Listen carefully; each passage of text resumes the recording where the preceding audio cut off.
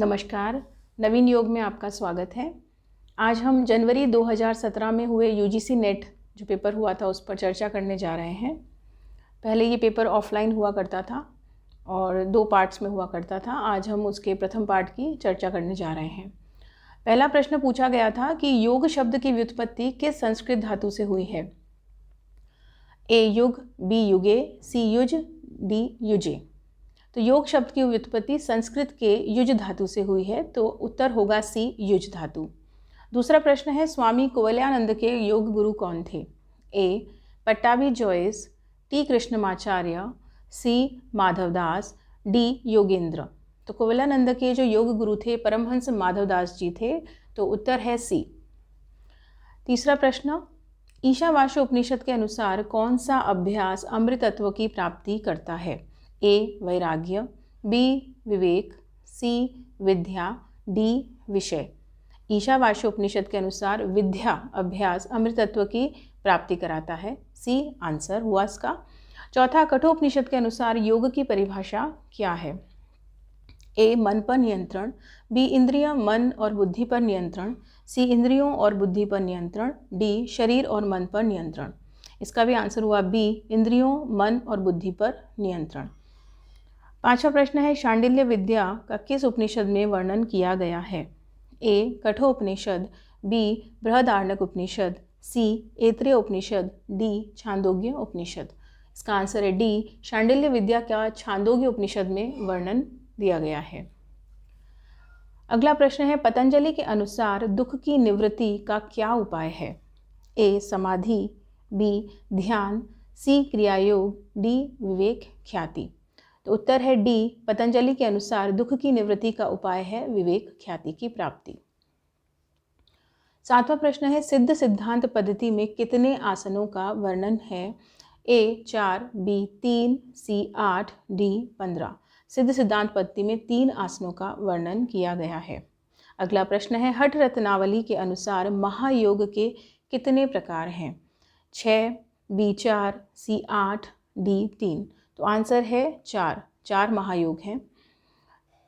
9वां प्रश्न है भुजंगीकरण प्राणायाम का निम्नलिखित में से किस ग्रंथ में वर्णन किया गया है? ए योग वशिष्ठ, बी शिव संहिता, सी हठ रत्नावली, डी सिद्ध सिद्धांत पद्धति। तो आंसर है सी हठ रत्नावली। भुजंगीकरण प्राणायाम हठ रत्नावली ग्रंथ में मिलता है।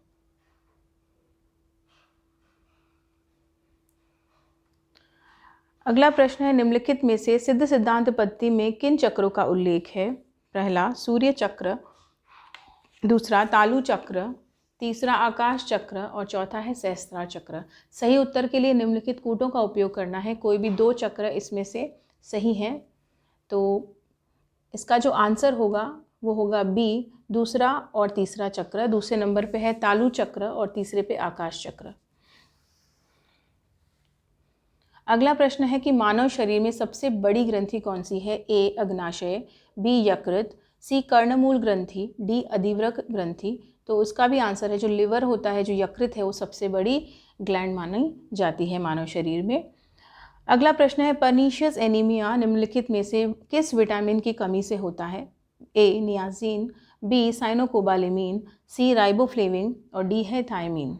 Pernicious anaemia cyanocobalamin vitamin B12 की कमी से होने वाला एक रोग है। अगला प्रश्न है आयुर्वेद के किस आचार्य के अनुसार समदोषः समअग्निश्च समधातु मलक्रिय स्वास्थ्य के विशिष्ट लक्षण हैं? ए आचार्य चरक, आचार्य सुश्रुत, सी आचार्य कश्यप, डी आचार्य वाग्भट। आंसर है आचार्य सुश्रुत के अनुसार समदोषः समअग्निश्च समधातु मलक्रिय हमारे शरीर में दोष धातु मल और अग्नि की सामान्य स्थिति को ही स्वास्थ्य कहा जाता है। इसका आंसर हुआ बी आचार्य सुश्रुत।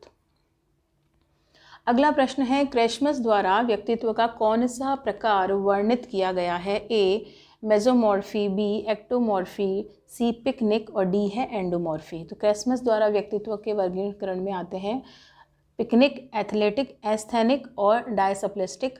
तो जो आंसर है वो है पिकनिक।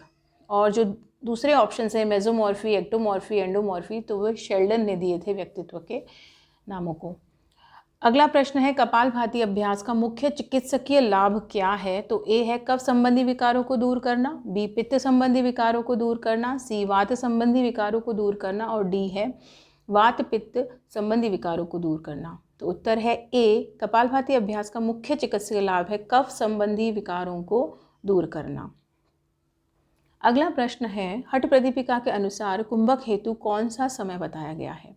ए सूर्योदय पूर्व, बी सूर्यास्त पश्चात, सी प्रातः एवं साय दोनों समय, डी प्रातः मध्य दिन साय और अर्धरात्रि। तो इसका आंसर होगा डी, हठ योग प्रदीपिका के अनुसार कुंभक प्राणायाम के अभ्यास हेतु प्रातः मध्य दिन साय अर्धरात्रि 4 समय का वर्णन किया गया है।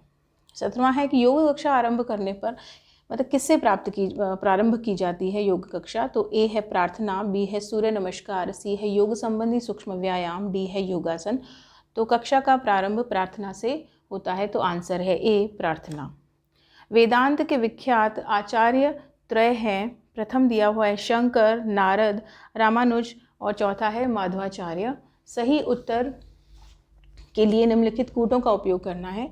तो वेदांत जो है वो ज्ञान योग की शाखा है और इसका जो उत्तर है वो बी होगा, क्योंकि जो वेदांत है वो शंकर, नारद और शंकर, रामानुजाचार्य और माधवाचार्य जी ने दिया है।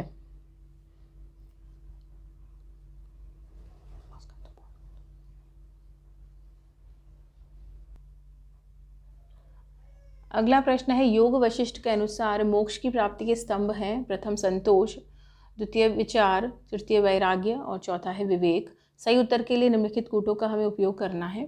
तो जो इसका उत्तर होगा वो ए होगा। योग वशिष्ठ के अंदर मोक्ष प्राप्ति के वैसे 4 स्तंभ होते हैं, मैं बता देती हूँ 4 कौन कौन से हैं। पहला है शांति, दूसरा है विचार, तीसरा है संतोष और चौथा है सत्संग।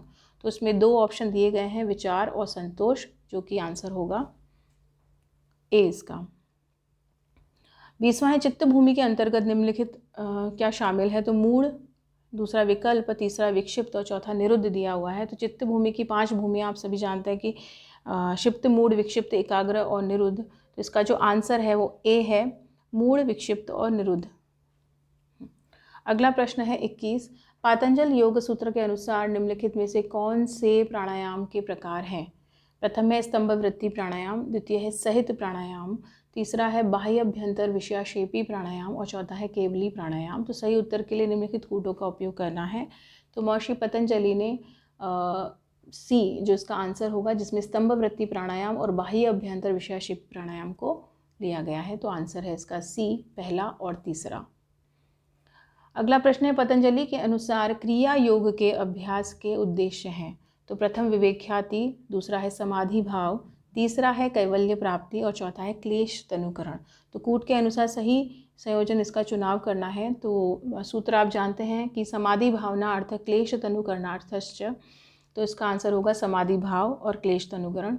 मतलब इसका जो आंसर है वो सी है, दूसरा और चौथा इसका सही है। अगला प्रश्न है व्यक्तित्व के फ्रायड मॉडल के घटक निम्नलिखित हैं। पहला है स्वह, दूसरा है अहम, तीसरा है परा अहम और चौथा है इदम। तो कूटों के अनुसार सही संयोजन हमको करना है। तो इसका आंसर है बी। फ्रायड के अनुसार व्यक्तित्व के प्रकार हैं इड, ईगो और सुपर ईगो। अगला प्रश्न है हठ प्रदीपिका के अनुसार निम्नलिखित में से किसको पथ्य आहार के अंतर्गत सम्मिलित किया गया है? पहला है शुंठी, दूसरा है यवक, तीसरा है पटोल और चौथा है माश। तो इसका जो आंसर है वो सी है, पहले और तीसरा ही सही है, शुंठी और पटोल। अगला जो हम अंतिम प्रश्न ले रहे हैं वह है निम्नलिखित में से कौन केंद्रीय तंत्रिका तंत्र के 2 मुख्य भाग हैं? पहला है मेरुरज्जु, दूसरा है मस्तिष्क, तीसरा है अनुकंपी तंत्रिका तंत्र और चौथा है परानुकंपी तंत्रिका तंत्र। सही उत्तर देने के लिए नीचे के कूटों का हमें उपयोग करना है। तो इसमें जो आंसर है वह है ए, पहला और दूसरा सही है, जिसमें मेरुरज्जु और जो मस्तिष्क है, स्पाइनल कॉर्ड और ब्रेन, केंद्रीय तंत्रिका तंत्र के 2 मुख्य भाग हैं। इस वीडियो में इतना ही। अगले वीडियो में हम आगे के प्रश्न ज़रूर लेकर आएंगे जो आपके साथ हम शेयर करेंगे। तब तक के लिए थैंक यू, धन्यवाद।